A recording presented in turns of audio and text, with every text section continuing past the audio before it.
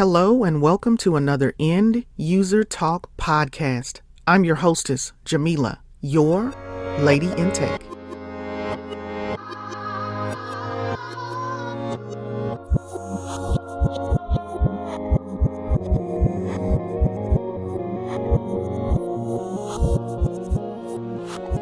Thank you for taking time out of your busy schedule to be a part of the End User Talk podcast. How are you, by the way? I am doing well. It's a pleasure to be on. Please introduce yourself. All right.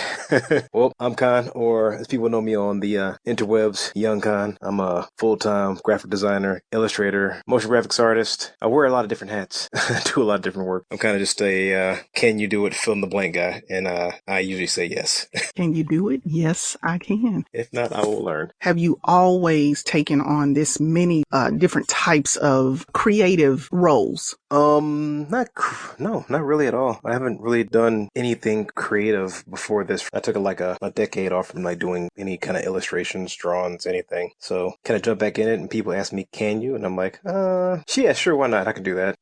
And eventually, you do it so much, you get better at it. Understood. Practice makes perfect. Are you self-taught, or do you have formal school training, or a little bit of both? I attended Kansas State University for graphic design for one semester, and subsequently flunked out about 2 decades ago. So that was the extent of my formal training. It did not get very far. Everything I learned in the past 3 years has been primarily through Twitch and YouTube, Google Forums. That's pretty much it. Are you self-taught artist, or is this something that came about with your interest in the graphic design or illustrations? I learn a lot just by mimicry. So I usually just try to I take apart what I see and try to put it back together visually. So I guess it's kind of self-taught. The same way you learn how to, I guess, when you take a desk out of the box, you don't look at the instructions. You kind of just look at the picture on the front of the box, and hopefully at the end it looks like that thing. That's how I approach most of my illustrations. In the beginning, that's how I learned. What is your creative style, your inspirations and or influences? And are you a niche artist? Niche? No, I don't think so. I think that's the only niche that I have is, will I be able to get paid at the end? So I don't really turn down any work. When people say, "Can you do this?" and if it's within my skill set, I say yes. I'm not trying to paint a Rembrandt masterpiece, which I cannot do. But when I can say yes to that as well. So I don't really have a style or things I gravitate towards. It's more or less people coming in with a specific kind of problem. And if I can fulfill it, I will find a way to. So it sounds like you just kind of take on a challenge. If someone presents something to you, you just kind of go with a whim, and there isn't a real plan per se. Is that what I'm hearing from you? Yeah, not really a plan per se. No, just kind of you just go with it. Yeah, things always turn out interesting that way. You can get really good at it, and you become really specialized in it. And what they say is, specialization, pays off the most. Growing up doing construction work and odd jobs, there wasn't a job you would turn down. Like somebody asked, if you're a roofer, do you clean gutters? Yeah, we clean gutters. Do you do this? Yes, we do. It's kind of well, do you also do this? No, but I can learn how. So yes, I do that. As an artist, have you ever found yourself in a block from creating? Some people put art on a higher platform or tier, it's like if there's a muse involved. There's no really. I look at my art like I would any kind of job. I don't get, plumbers don't get plumber's block. Roofers don't get roofer's block. It's a job that you have a certain task in front of you, and you break it down into parts and pieces. If I have artist block or art block, I can't pay the mortgage. So art block is not it's not on the table. It's not to be discussed. There's a task before you. We've got to accomplish that goal, and it's just time to execute. If we were to go into your studio, what type of equipment will we find you working with? Well, I work with 2 iMacs, 2019 and 2016, because I am not into PC building, and I'm not into specializing parts and pieces and putting together. I like things to come out of the box and work immediately.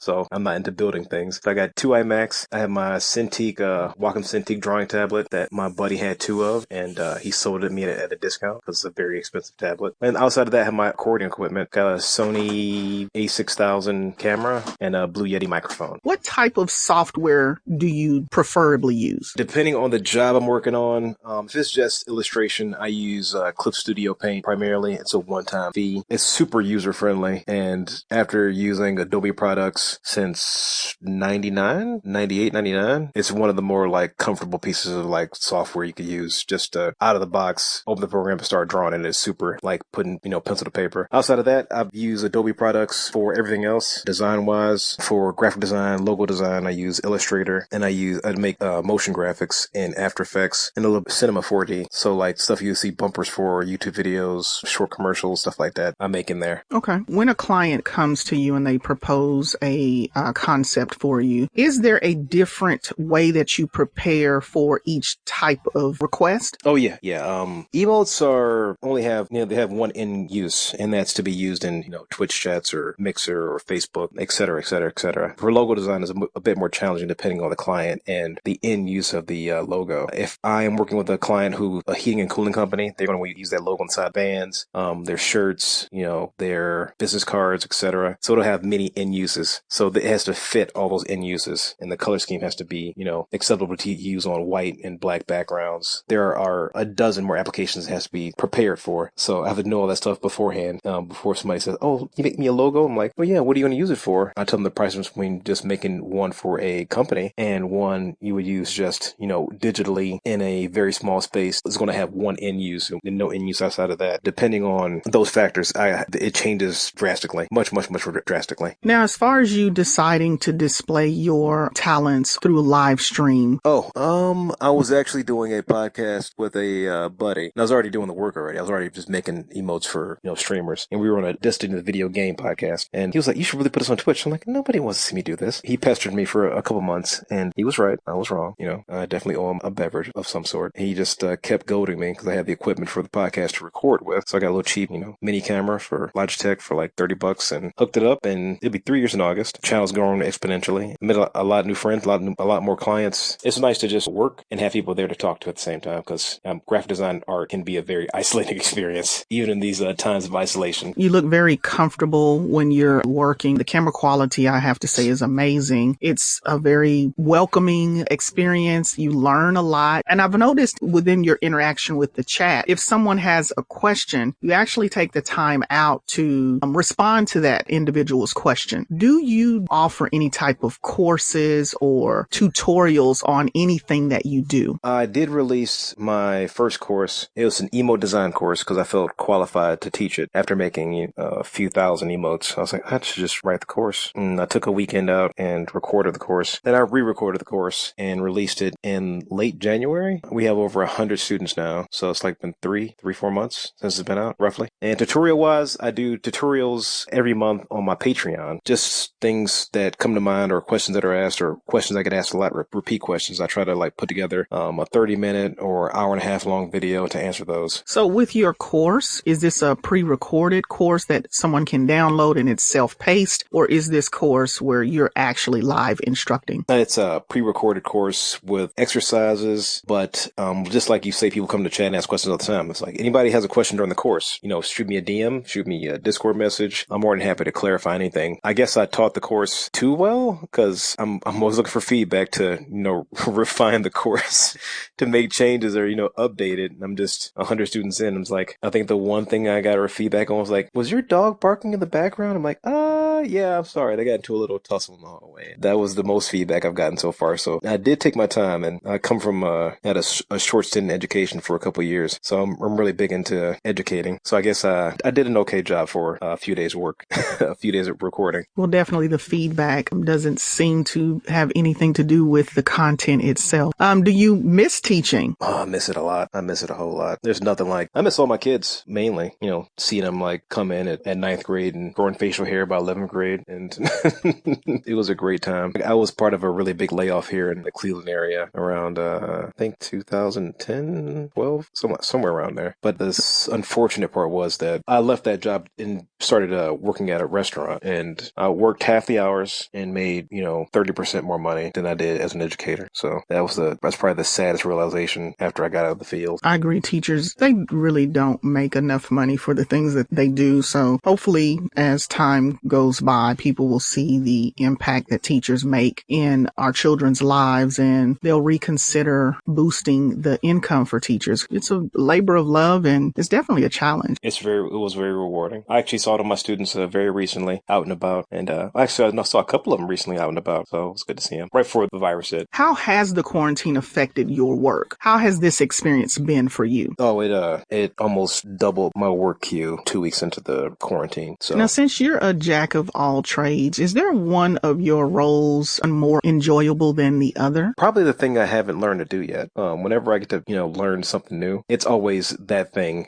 Because once I can do something well, it becomes too comfortable, and I'm a person of discomfort. I like to get uncomfortable when I'm doing things, because the more uncomfortable I am, the more I can grow. A month it might be faces, and next week it might be drawing tiger mascot designs. The next week after that, it could be animating a face, swallowing a word or something like that, and it goes on and on and on. So when someone attends your stream, do you have a plan? Every day is pretty well structured out. At the beginning, I do something called a warm-up. So I spend 20 minutes to an hour just drawing something random. Sometimes I finish it, sometimes it doesn't get finished. But right now I'm practicing how to do manga and anime styles. So that's been what I've been doing for the past 4 or 5 months. And then after that, I get into my workflow, whatever I scheduled for the day. And that's all written down in my handy dandy notebook, which is falling apart because it's 3 years old. Once I get all the work that's been scheduled for the day, if I can, I do like a little quick wrap-up sketch, depending on what day it is. Fridays, I kind of just veg out and I give away free stuff, and we just make fun sketches. And Sundays and Mondays are usually reserved for rush orders. But I work 7 days a week pretty much, for I don't know how many weeks now.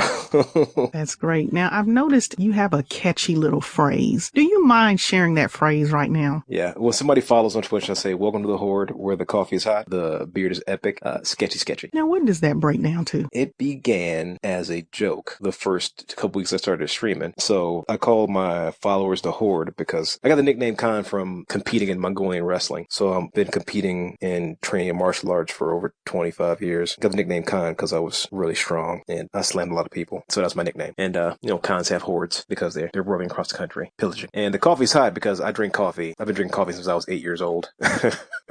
Basically, since I was 8 years old, working with my dad doing construction work. So I drink a lot of coffee. That's why I only have one sponsor on my stream, and it's a coffee sponsor because I'm really into coffee. Beard's epic. People have been talking about my beard ever since I've been streaming, so it became a staple of the stream, and my face for that matter. And sketchy was actually a much longer saying that people told me to stop saying because they were getting upset. It used to be, "Welcome to the Horde, where the coffee's hot, the beard is epic, the sketches are, and the art is mediocre." And they're like, "This art isn't mediocre." And they're like, "All right, coffee hot, beard epic, sketchy." And it became that once somebody hosted me for like 700 viewers or something like that, and I couldn't say with these art is mediocre, so I was like, sketchy. I just started, it got shorter and shorter and shorter and shorter. So now it's just sketchy. I love it. That's so creative. Is there a particular type of coffee that you like? Well, I'm sponsored by King's Coast. It was started by started by Twitch streamers from the Rare Drop organization, who I do a little graphic design work on the side. And I tried the coffee out. I'm like, oh, this coffee should be okay. And it is literally some of the best coffee I've ever had. Like, I don't promote things on stream. I don't promote products unless I really believe in them. So that's why I only have one sponsor. I've been approached by probably a dozen, companies for sponsorships. I'm like, yeah, but I don't use that stuff, and I probably never will. And I won't lie to people about it. That is the same reason why the chair I sit in is still covered up and you can't see the company name on it, because I don't know if it's going to break down in 6 months. I haven't had it long enough. So I take my endorsements and my words very seriously. And the coffee I drink, usually I just try out varieties of, like, there are different blends every month. So I usually go for the dark roast. I'm a sucker for dark roast. And your beard, like you said, that is a staple. How do you care for that? I kind of just brush it once a day, and I use like and by once a day I mean like for like literally a minute. I just kind of comb out the dog hair and crumbs from the night before and brush that out of my face. Actually something my girlfriend has that she called Carol's Daughter's pomade. Kind of just comb that into my beard, and like once a week, twice a week, something like that. Do you have an opinion, or do you think that there is a lack of Black presence or representation in your field of content? I don't. It's kind of hard for me to say because it's hard for me to say definitively. Anyway, I'm not sure about fate. Well, actually, no. I know a lot of Twitch ambassadors that are Black, so that are actually work for Twitch. So it's kind of from where I stand at. Not really. really. And a lot of the artists I host late at night happen to all, just by happenstance, they're just amazing artists, but they're all, I probably say 60 to 70% are all black. Like I didn't pick them because they were black. I just picked them because they're awesome. They do amazing work and they're on when I'm off doing art. So I can't say that there is from, just from my standpoint. I may look at my following list and say, I'm following 100 people and maybe, 12 of them are African American or black. So maybe statistics of the country as well, too. So it might be, we're like 15-20% of the country at best. Right. Now, you mentioned anime and manga. Are you working on this particular art style because you're going to do any type of comic artistry and or illustration, or is this just you taking on a new concept of different art style? Just taking on a new concept of art style. I just always see things that I want to do, so I just do them. Whenever I don't wish for things, I just work for them. So I always see people making things like, that looks amazing. I want to learn how to do that. Like, well, I should probably start doing it today. All right. You live in the now. We're going to do this now. No need to wait. I learned that a few years ago. Not a day can change and everything can go completely upside down. The fact that we are all experiencing this COVID-19 coronavirus dilemma, if you will, is definitely one of those things that no one planned for. There was no expectation or how to prepare for something like this. So a lot of us are having to kind of reinvent ourselves, and a lot of people have found themselves unemployed and trying to find a new way. You never know what each day is going to bring us. So being fearful and not challenging yourself is really not the way to be. And if that's who you have been, you definitely want to try to change that. So I commend you for taking on things and not considering them something that you can't do. You never want to limit yourself and tell you what you can't do. I don't know if your parents ever told you this or if you ever remember hearing this as a child. Don't knock it till you try it. Because you truly can't have an opinion about something if you've never attempted. Your goal doesn't have to be great at it. So many of us don't have that type of drive or confidence within ourselves. Yeah, it's something that I tell people all the time. That's actually one of my phrases that I throw around very often off stream and on stream is, for my name is Khan, you get conquer. You can't conquer sitting on your hands. You can't accomplish by wishing and waiting. If I've learned anything, and I got into doing art and graphic design and working on Twitch, in my mid-30s. So I literally left two professions and got into something that was, kind of a gamble, and it paid off because I was diligent, and you become pliable and flexible. If you're rigid, life will leave you behind. Life will leave you behind because you can't adapt to changes. People are so afraid to fail. Failure does not feel good. It's not something that anyone wants to have to experience. Is this a mindset that you've always had, or is this something you've grown into? I've had the mindset for a while, but it was kind of like maybe it was at 50%. And then I was struck with a neuromuscular autoimmune disease that, took one of my eyes, and I couldn't talk or swallow food or water. And I couldn't walk and use my hands for a few months. And then it got cranked up to 100%. Usually you kind of just like wither away, but I kind of bounced back after that, and that mentality of overcoming, was maybe at 50, and then it got cranked up to like 2 times that over the course of the next, year or two. And adversity that you experienced, you did not allow that to take control of you. You regained control of your mental and physical capacities. And that's definitely a testament. If you let something knock you down and you just let it keep you on the ground and you don't get back up, you're crippling the great person that you can be. You don't ever want to be so scarred by something that it keeps you from growing and developing. I guess the alternative would have been to become, kind of hypocritical after telling my students, oh no, this can't stop you, that can't stop you, this can't stop you. I mean, if I would let this thing stop me, well, I guess everything I was saying was, just complete BS, and I don't know why I said it. I was just saying it to riff, and I don't like being hypocritical. I try to do my best to make my words very, very clear to what I tell people. I don't have anything else but my words. I mean, once your word goes bad, why would anybody talk to you or trust you anymore? It's about leading by example. Yeah, because, everybody can, riff a good game. Like, oh yeah, I'm going to do this, I'm going to do that, I'm going to do this. When 2020 comes around, I'm going to do this. And when New Year's happens, I'm going to do this. I'm like, why don't you just do it now? Well, no, I got to do it. It's going to be, this thing that's happening tomorrow. I'm like, what about today? You doing it today? Oh, exactly. Excuses. Yeah. Nothing's keeping you from being great or experiencing something new. You're your only obstacle, and you have to get out of your own way. That is the long and the short of it. Other than your artistry, you do a lot. How did you get into bodybuilding? I was competing in like full contact fighting and wrestling and martial arts for a long time. And then right around my late 20s, 20s, I got into like just more fitness stuff, bodybuilding stuff. And right around then, I was probably like 4 or 5% like body fat, six pack, like veins everywhere. That's when the disease hit me. That's right when the disease struck. And then, I came out of it and I was around 200 pounds, 210 pounds, and I shrunk down to like 150 pounds, 160 pounds. I lost like 40, 50 pounds over the course of months just from atrophy. And I got back into I couldn't do bodybuilding anymore because the disease literally is if you use your muscles too often, which is what bodybuilding is, you just tear the muscle over and over again to make it bigger and bigger and bigger. The disease actually was one of the side effects was repetitive movements make your muscles weaker. So I got into doing powerlifting, which is where you lift for like 20 seconds and then you put it down and you wait like 5 minutes and then you lift for like 20 seconds and then you put the weight down for like 3 or 4 minutes. So it was much more suited to that. But coming back, I was doing push-ups on my knees and I could only do like 2 or 3 when I first got back to the gym, like months and months after the surgery. I had a surgery too to help combat the disease. They do something called a thymectomy where they make 6 cuts along your rib cage up to your shoulder to your armpit and they fish out your thymus gland. They take it out. When I got back, I literally couldn't even when I had to get out of bed, I couldn't use my arms to push myself out of bed. I had to roll over my side to sit up with my abdominal muscles, then kind of lean onto my arm to pick myself up. But from there, I got into powerlifting because the massive wait time between each lift. So there was a way to work out. I just couldn't I can't run 5 miles. My muscles couldn't take it. Powerlifting is much more accommodated or suited for my my medical situation. And I pushed that, even into my late 30s. I think 3 weeks ago, I'm probably deadlifting 475 for 5-6 reps, bench pressing 225 again, a little bit over my body weight. You have overcome a lot of just physical challenges. If you are not mentally strong, that would defeat most people. What kept you going? Probably, I had a little bit of a rough childhood. I didn't grow up in the nicest neighborhoods.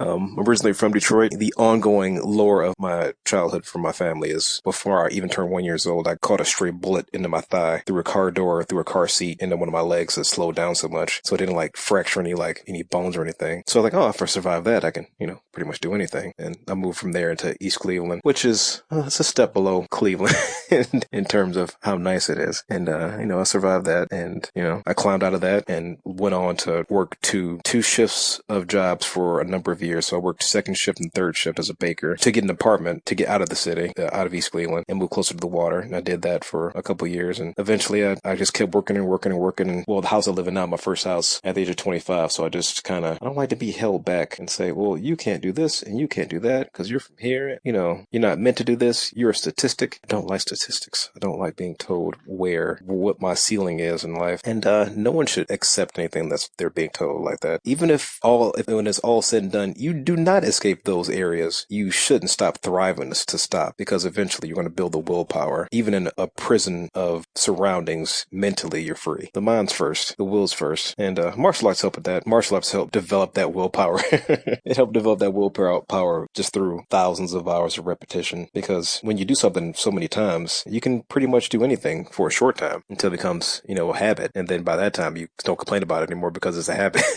Right. Well, I do appreciate you for sharing your personal accomplishments, the obstacles that you've had to overcome at a very young age, and up until this point, not giving up and continuing to be hit. And like I said, most people would stumble and fall or they'd give up. When people say the mind is a powerful thing, it is. Your mind can either make or break you, or your mind can keep you stagnant, keep you from growing. And you have proven that even through the most adverse, challenging, most undesirable background or even experiences, that you can overcome. Khan, I thank you for coming on the show. Thank you for being so transparent and sharing. Those are painful stories. Sometimes they're hard to express and talk about, but thank you for sharing that because somebody out there needs to hear that and someone out there is struggling. My pleasure. And this is what my podcast is intended to do, to encourage, to empower. And people like yourself, you have a story, you have a journey that is very impactful. Through your art, you're humble. Thank you for sharing your abilities, your talent, your strengths with people through your stream and today on this podcast. Where can they find you if they wanted to experience Khan? Oh, you can find me 7 nights a week, pretty much, until I dig myself out of this commission hole. You can find me on twitch.tv/YUNGKHAN. You can find me on Twitter, where I post about anime that's 4 or 5 years old, and art I draw every day. I'm at YUNG_KHAN KHAN _ and my website, khanartist.org. Do you happen to have anybody you would like to send a shout out to? This is your opportunity to let them know. I gotta give a big shout out to my community, Twitch, who've literally shown out for the past few weeks and showed up and have been supporting it, forever. Forever and a day, watch me drink coffee and draw things on a daily basis. Like, without them, it'd be really tough. And I guess to my lady and my fur family, who I care for off and on. We're all just a bunch of broken misfit toys here. My lady also has a autoimmune disease. She has lupus, and the dogs all have their individual problems. We taking senior dogs and dogs with triple pass, abused animals. Big shout out to them, because without them, they're a big drive to get things done as well. they're a huge drive to get things done. So I guess I'm my art teacher from high school, Mrs. Shinkle, who pushed me into applying for the Cleveland Institute of Art, even though I knew I couldn't afford it, and even though I got accepted. She believed in me. So yeah, those are my big ones. I appreciate you again for taking time to share. You're an inspiration. Continue doing what you do, Khan. It's been a pleasure speaking with you today. Well wishes to you and your family as well. Thank you very much. Thank you. Mm-hmm. You are so welcome. We've come to the close of another episode of the End User Talk podcast. I hope that what you've heard today will leave you feeling empowered. Thank you for listening. And remember, every day's a training day.